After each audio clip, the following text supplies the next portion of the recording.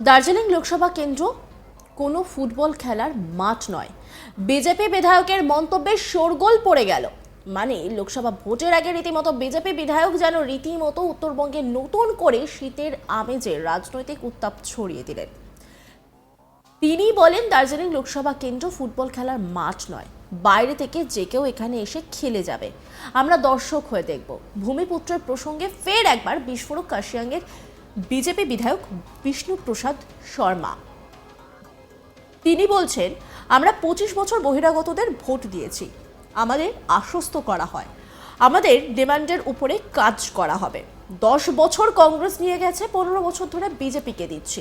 আমরা দেখলাম ওরা লোকাল ইস্যুকে বুঝতে চান না, কেন্দ্রকে বোঝাতে চান না। কেন্দ্রকে বোঝাতে গেলে আগে নিজেদের বোঝা উচিত।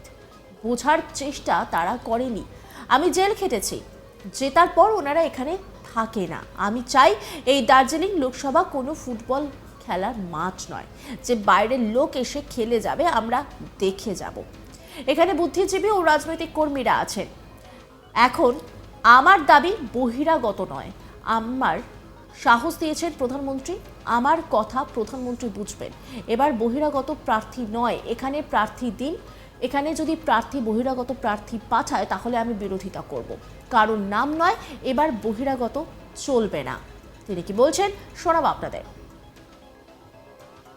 আমার একটা দীর্ঘকালীন ডিমান্ড রয়েছে। আমরা 25 বছর বহিরাগতকে ভোট দিয়েছি।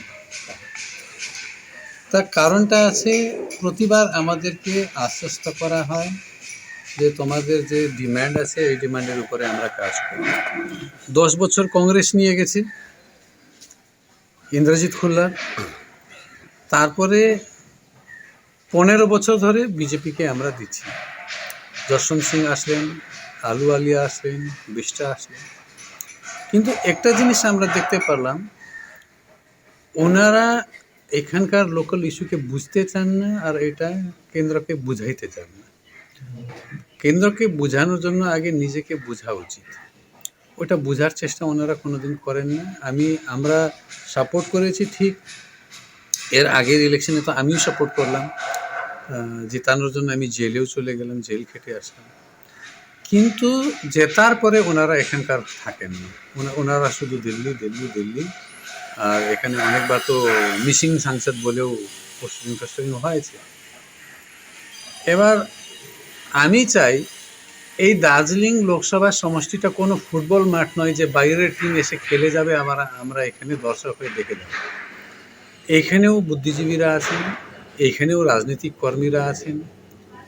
এই যে 25 বছর আমরা দিলাম, ভারতের ইন্ডিপেন্ডেন্ট দেশের কথা শুধু 25 বছর নয়, এখান থেকে অনেকজন এমপি হয়েছেন। তো এখন আমার ডিমান্ড আছে বহিরাগত নয়। আর এটা আমি বলতে সাহস পেতাম না, কিন্তু আমাকে সাহসটা দিলেন আমাদের প্রধানমন্ত্রী, মাননীয় প্রধানমন্ত্রী নরেন্দ্র মোদী। উনি বারবার নিজের স্পিচে বলেন ভোকাল ফর লোকাল। তার মানে আমার কথা যদি কেউ বুঝতে না চায়, প্রধানমন্ত্রী অবশ্যই বুঝবে না, এটা আমি মনে করি। তো আমি লোকালের জন্য ভোকাল হচ্ছি, ভোকাল ফর লোকাল। এবার বহিরাগত ক্যান্ডিডেট নয়, এবার এখানকারই ক্যান্ডিডেটকে দেন। আর এখানকার একটা ভালো ক্যান্ডিডেটকে দিলে আমি পার্টির একটা কর্মীর হিসাবে সেই ক্যান্ডিডেটকে জেতানোর জন্য আমার যে চেষ্টা করতে হবে আমি করব।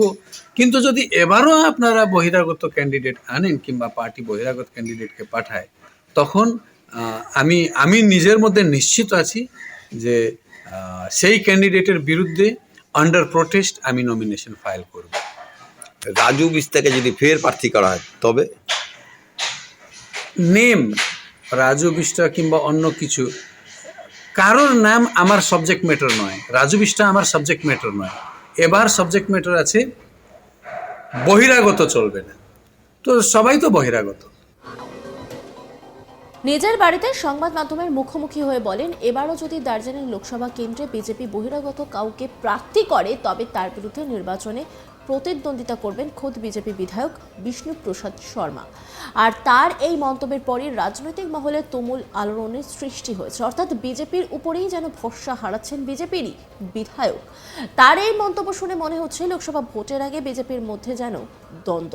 কিন্তু কেন এই ভয় পাচ্ছেন বিজেপি বিধায়ক? তাহলে কি কোনো আভাস পেয়েছেন, মানে সেখানে বহিরাগত কোনো প্রার্থী আভাস পেয়ে কি এই ধরনের মন্তব্য করেছেন? এখন সবকিছু নির্ভর করছে বিজেপি প্রার্থীর তালিকার উপরে, অর্থাৎ যদি প্রার্থী তালিকায় কোনো গলদ দেখতে পায় তাহলে হয়তো বিজেপির অন্তরেই আগুন জ্বলতে পারে। অন্যান্য আপডেটের জন্য অবশ্যই নজর রাখুন আজ তাক বাংলার ইউটিউব স্ট্রিমিংয়ে এবং ইউটিউব চ্যানেলকে সাবস্ক্রাইব করুন, লাইক করুন, কমেন্ট করুন, শেয়ার করুন, পাশাপাশি হোয়াটসঅ্যাপে নজর রাখুন, কারণ সেখানেও রয়েছে আজ তাক বাংলা।